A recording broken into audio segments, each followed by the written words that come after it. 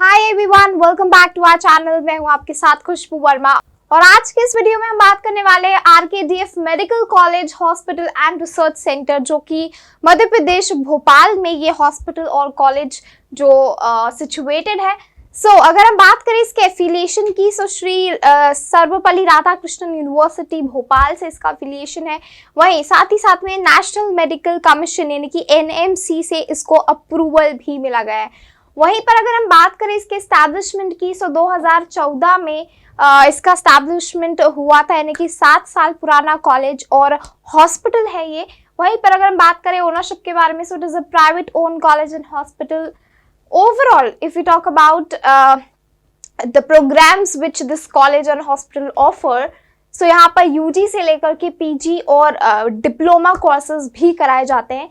तो अगर हम बात करें एमबीबीएस के कोर्स की, तो कुल मिला के 150 जो है यहाँ पर ओवरऑल सीट्स है available for the MBBS degree, जिसमें से कि आपका जो है 127 जो है वो आपका स्टेट कोटा से होता है, ठीक है, स्टेट कोटा से, और बाकी का जो 23 है दैट इज फॉर योर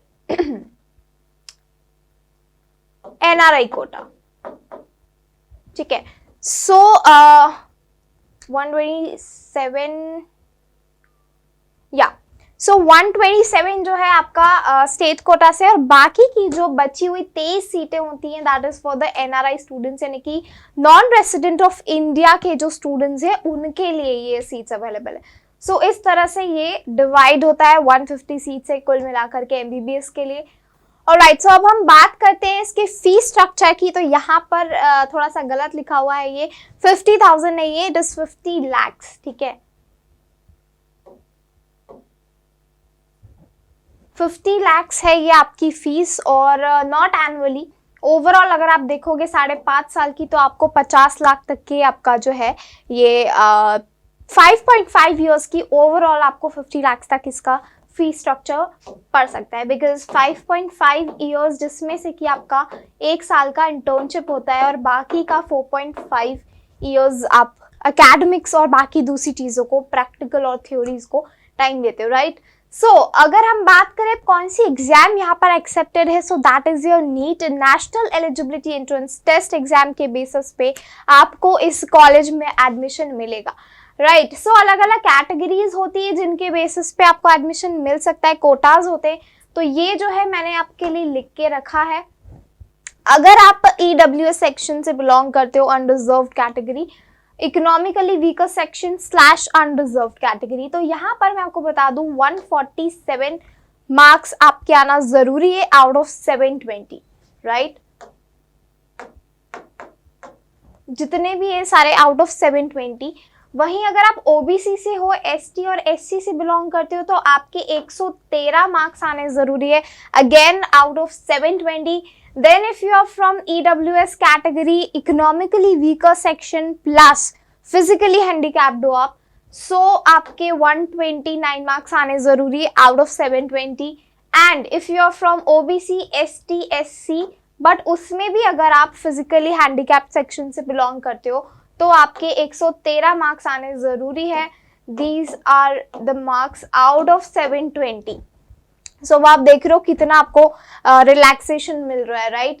720 में से 113, 129, 113 and again 147 and you are done. आपको काफी सारा रिलैक्सेशन मिल जाता है, बट उसमें ये कैटेगरीज है, ठीक है। अगर आप इन कैटेगरीज में से हो तो ही आपको ये रिलैक्सेशन मिलेगा। वहीं पर अगर हम बात करें इसके पीजी के लिए, राइट, अगर आप पीजी करना चाहते हो तो उसका एलिजिबिलिटी क्राइटेरिया की अगर हम बात करें, 12th तो आपका पास आउट होना जरूरी है, साथ ही साथ में 50% मार्क्स भी आपके होने जरूरी है। अगर आप जनरल कैटेगरी से हो, ओबीसी, एसटी या फिर एससी से हो, तो आपके 45 मार्क्स आने जरूरी है। अगर आप फिजिकली हैंडीकैप्ड हैं तो आपको 40% मिनिमम मार्क्स आने जरूरी है। तो ये आपका बोथ अप्लाई होता है एमबीबीएस के लिए भी और पीजी के लिए भी, एलिजिबिलिटी क्राइटेरिया। बट जब हम स्पेशली पीजी के लिए बात करते हैं, साथ ही साथ में आपके पास में एमबीबीएस की डिग्री होना भी जरूरी है, प्लस आपको नीट पीजी भी देना जरूरी है।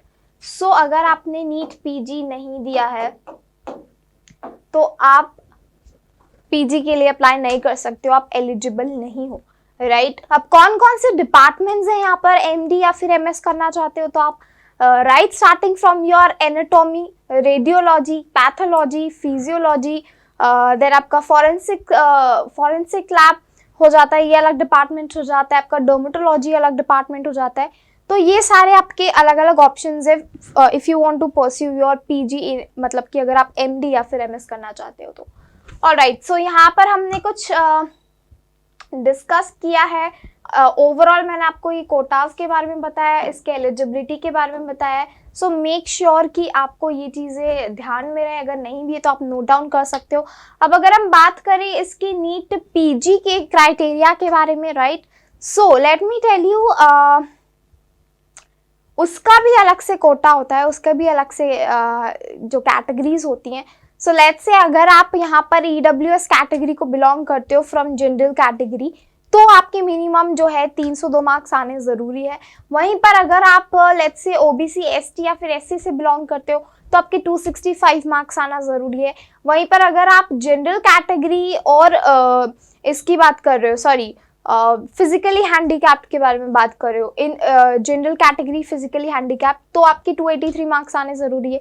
या फिर अगर आप OBC, ST, SC plus physically handicap category से बिलोंग करते हो तो आपके 265 मार्क्स आने ज़रूरी है। बट ये किस लिए है? This is for the NEET PG, ये नीट पीजी का एलिजिबिलिटी क्राइटेरिया। बट मेन हमारा फोकस एमबीबीएस पर है, यूजी के लिए, तो ये चीज़ आप ध्यान में रखना। एंड ये ओवरऑल 720 में से आपके कितने मार्क्स आने ज़रूरी है। ऑलराइट, सो अब थोड़ा सा हम बात कर लेते हैं इसके हॉस्पिटल के बारे में, आरकेडीएफ हॉस्पिटल के बारे में, जहाँ पर 720 प्लस बेड्स एम्बेडेड है, 24/7 doctors, nurses are available for your service. बहुत अच्छा हॉस्पिटल है ये, काफ़ी जाना माना हॉस्पिटल्स में से एक है भोपाल के। अगर मध्य प्रदेश के हॉस्पिटल्स के बारे में बात करें तो अपार्ट फ्रॉम लाइक, बिकॉज ये हम स्पेसिफिकली सिर्फ मेडिकल कॉलेज हॉस्पिटल के बारे में बात करें, बट यहाँ पर और भी बहुत सारे कोर्सेज होते हैं, इंजीनियरिंग होता है, मैनेजमेंट होता है, रिसर्च होता है, ह्यूमैनिटीज़ के लिए भी है।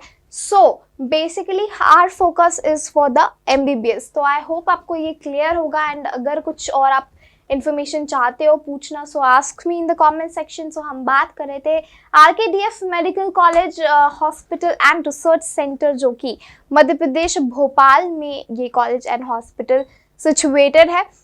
Now coming to main important links, जाने से पहले, इस वीडियो को एंड करने से पहले मैं आपको 2 लिंक्स के बारे में बताना चाहती हूँ। जब आप डिस्क्रिप्शन बॉक्स चेक करोगे तो आपको 2 लिंक्स मिलेंगी। एक होगी आपकी नीट प्रेडिक्टर के बारे में एंड दूसरी लिंक है आपकी नीट कोर्स के बारे में, नीट काउंसलिंग कोर्स, ठीक है।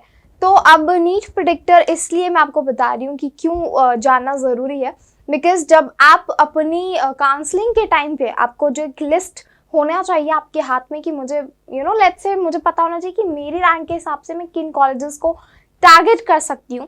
सो for that list what you have to do is, जो लिंक है नीट प्रेडिक्टर की, आप उस पर जब क्लिक करोगे, इसे परचेज करने का ऑप्शन आएगा, तो डालोगे जब आप अपनी रैंक की, मेरी लेट्स से 4500 रैंक है and I am going to put that rank in the predictor box. उसके बाद में मैं अपनी कैटेगरी डालूंगी, जनरल कैटेगरी डालूंगी, and then I am going to receive a list of MBBS colleges, जिसमें अराउंड 5 से 6 आपको कॉलेजेस मिलेंगे। तो आपको आइडिया हो जाएगा कि मुझे किन किन कॉलेजेस के लिए खुद को प्रिपेयर करना है, खुद को टारगेट करना है for the upcoming NEET counselling, right.